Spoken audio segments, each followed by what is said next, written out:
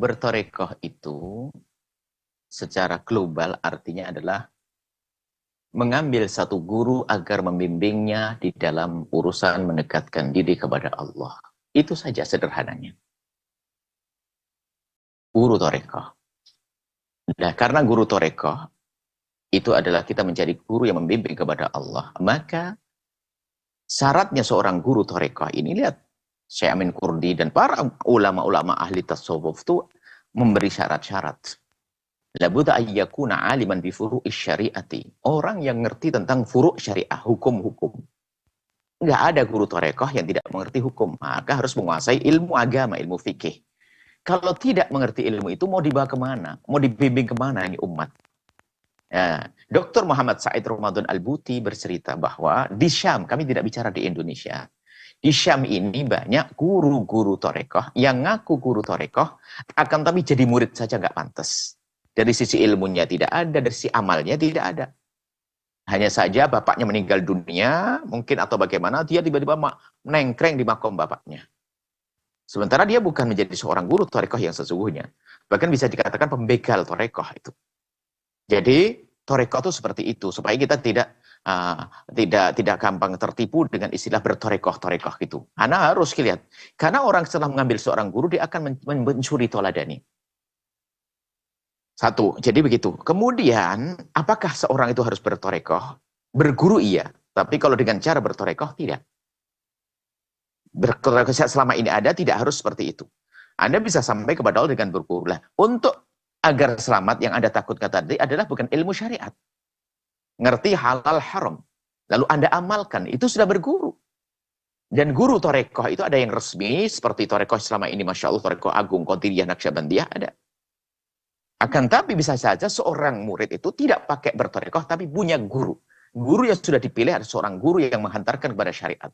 Itu sudah cukup. Nah, tidak harus pakai torekoh resmi, tidak harus. Akan tapi torekoh resmi itu adalah untuk mempermudah. Karena apa? Nanti banyak orang yang tidak pantas jadi guru, ngaku-ngaku jadi guru. Atau kita salah berguru. Ini kan. Tapi kalau sudah torekoh resmi itu kan terpantau. Misalnya kalau di negeri kita ini ada torekoh mu'tabaroh, ada torekoh abal-abal, torekoh aneh-aneh. Kesesatan-kesesatan bisa terantisipasi dengan adanya mengkoordinir dari torekoh-torekoh tersebut. Supaya tidak ada torekoh yang aneh-aneh. Secara umum seperti itu. Jadi Anda kalau memang tidak bertorekoh, Anda belajar ilmu agama, ambil. Termasuk mohon maaf, guru di kampung Anda yang sangat soleh, biarpun dia tidak berbicara torekoh, mengajari Anda berzikir, mengajari Anda bersolat, mengajari Anda wudhu solat, ada guru Anda yang menghantarkan kepada Allah. Sampai kepada Allah dengan itu semuanya.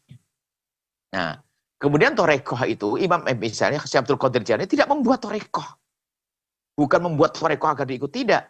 Syekh Abdul Qadir Al-Jailani adalah punya amalan. Punya amalan yang menghantarkan Syekh Abdul Qadir Jailani menjadi Syekh Abdul Qadir Jailani. Yang menjadikan beliau sampai kepada Allah. Dari akhlak zuhirnya, akhlak batinnya, sampai kepada Allah. Kemudian murid-murid yang sangat mencintainya mengamalkan amalan-amalan ini, yang memang Syekh Abdul Qadir Jailani memberikan ijazah amalan. Sehingga dari murid ini disebarkan ke muridnya lagi menjadi kelompok pengikut Syekh Abdul Qadir Jailani, namanya disebut seperti torekoh. Sederhana seperti itu. Bisa jadi seorang alim pada zaman ini yang soleh mengajarkan seorang santri satu amalan, kemudian disebarkan menjadi kelompok. Ini bertorekoh juga. Tentunya dengan catatan torekoh itu akidahnya benar, fikihnya benar. Tanpa dua ini bohong, itu bukan torekoh. Sehingga guru bertorekoh ini bisa sesat nanti. Bisa saja nyembah guru torekoh, guru mursyidnya. Atau melakukan akhlak yang tidak baik. Jadi harus seorang guru torekoh itu mengerti dua ilmu tersebut. Akidahnya benar, fikihnya benar. Supaya tidak nyelewengkan umat. Nah, kalau Dr. Buti mengatakan semacam itu, ya hati-hati. Anda bisa melihat nuansa rumahnya kayak apa. Keluarga dia sendiri seperti apa. Sebagai seorang guru torekoh, lihat. Tentunya bagaimana guru torekoh kok sombong banget mengatakan, torekoh yang paling benar hanya milik saya, yang salah. Lah kok nyalain orang lain belum apa-apa, guru torekoh apaan gitu. Ini torekoh kita ini yang paling top. Semuanya nggak benar saat lu. Belum apa-apa sudah nyalain orang, mana guru torekoh begitu. Guru torekoh sombong, hasut-hasutan. Marah, tidak ada guru torekoh semacam itu. Itu namanya guru torekoh palsu. Guru torekoh adalah seorang sampai kepada Allah, kekasih Allah, hatinya lembut dan sebagainya. Penuh kasih. Ilmunya juga luas. Ilmu syariatnya luas, ilmu fikihnya luas. Jadi bagi orang awam, intinya yang kami himbau adalah Anda punya guru. Anda harus punya guru yang Anda cintai. Itulah guru Anda yang membawa Anda kepada thariqah. Thariqahnya Rasulullah SAW. Akidah yang benar, akidah Ahlussunnah wal Jamaah, Asy'ariyah, kemudian berfikih yang jelas, itu membimbing Anda. Kemudian ditumpangi akhlak. Lah itulah gabungan tiga hal inilah menjadi satu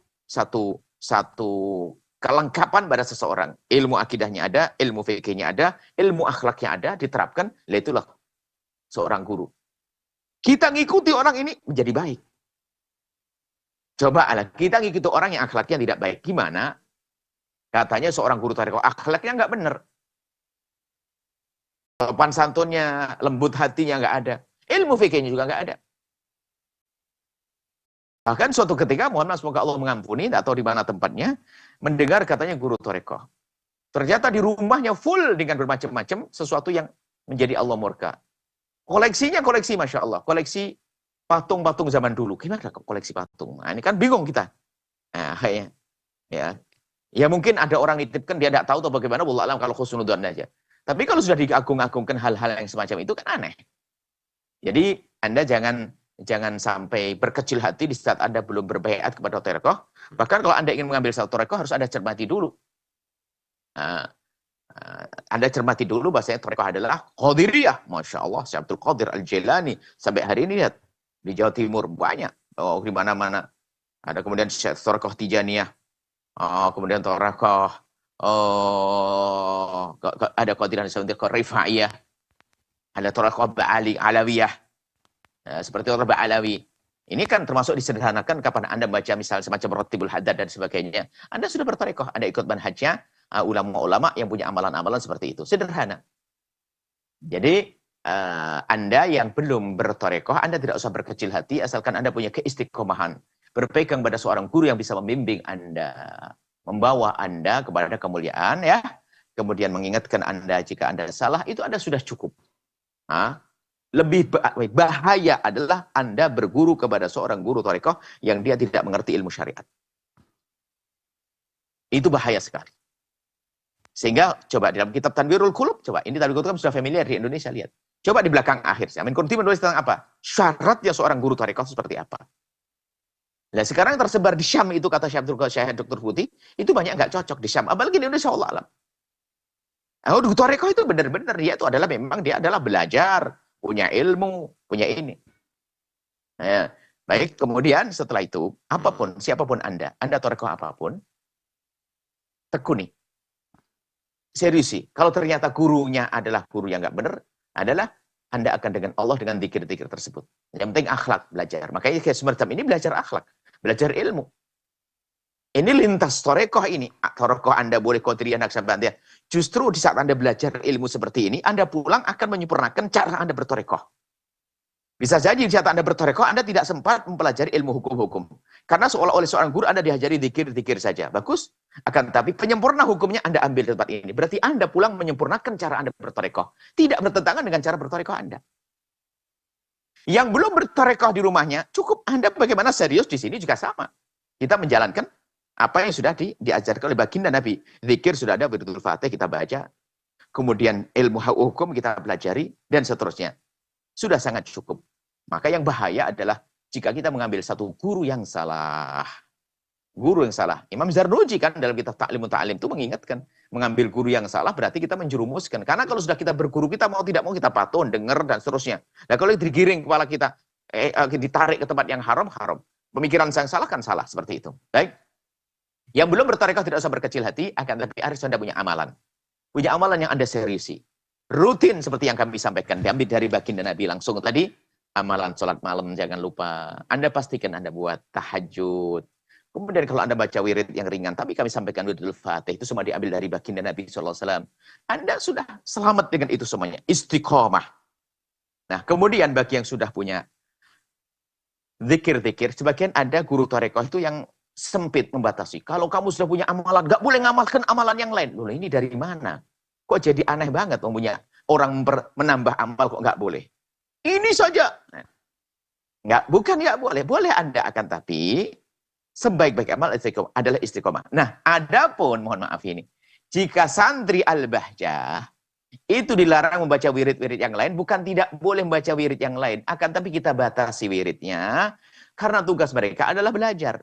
Sehingga anak di Al-Bahjah, sini kita izinkan baca zikir-zikir setelah sholat yang sudah biasa itu, kemudian diizinkan nanti adalah baca wiridul latif, kemudian ada lagi kepada wiridul fatih, kemudian nanti ratib, haddad, kemudian hanya terbatas itu saja. Supaya apa? Supaya waktunya itu ada untuk belajar. Adapun nanti setelah dewasa menjadi ulama, mau nambah yang lainnya boleh. Karena amal ibadah yang penting adalah dengan istiqomah. Baik, intinya Anda tidak usah ragu yang belum bertarekoh. Insya Allah kita dengan ngaji bersama begini adalah kita sama-sama. Kita berguru kepada baginda Nabi. Kita berguru dengan Ibnu Hajar al-Asqalani. Kita berguru dengan Imam Nawawi. Insya Allah dengan ketawaduan kita, mengamalkan ilmu yang kita dapat, kita akan sampai kepada Allah Subhanahu Wa Taala. Dan yang sudah bertarekoh, tekunilah yang serius, yang istiqomah. Bersihkan hati Anda agar kita tidak masuk wilayah sombong. Merasa sudah bertarekoh kayak sudah punya surga. Menilai orang belum tarekoh, wah kamu kalau belum tarekoh itu adalah masuk neraka. Enggak, tidak seperti itu. Ini saja. Hingga cirinya ahli tarekoh harus lebih tawadhu dari yang lainnya. Guru tarekoh lebih lembut, tawadhu. Baik, ini saja insya Allah. Semoga semua yang ikut di program kemuliaan ini mendapatkan semuanya. Cara bertarekoh ada di sini. Cara beribadah ada di sini. Cara berakidah ada di sini. Ya. Cara berakhlak ada di sini. Tentunya tanda Anda tulus belajar di tempat ini adalah Anda tidak merendahkan siapapun. Apalagi merendahkan tarekoh. Tidak. Kalau kami sampaikan, kata Dr. Buti, sebagian guru tarekoh di tempat kami tidak pantas jadi murid, itu pengamatan beliau.